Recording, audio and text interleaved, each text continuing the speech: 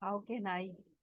Whenever you have somebody, one of your clients maybe, or anybody who has come to you for help, ask these questions because you cannot give your solution to another person.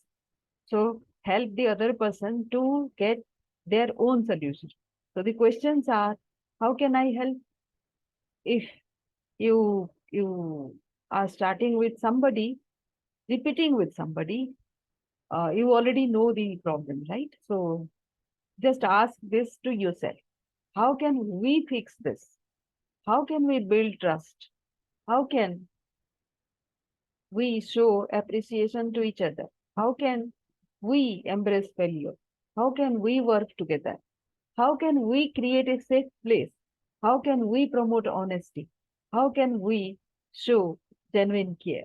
How can we build strong connections? How can we handle criticism better? How can we increase empathy? How can we strengthen teamwork? How can I stay focused? How can I set healthy boundaries? How can I manage stress better? So these are the questions you need to ask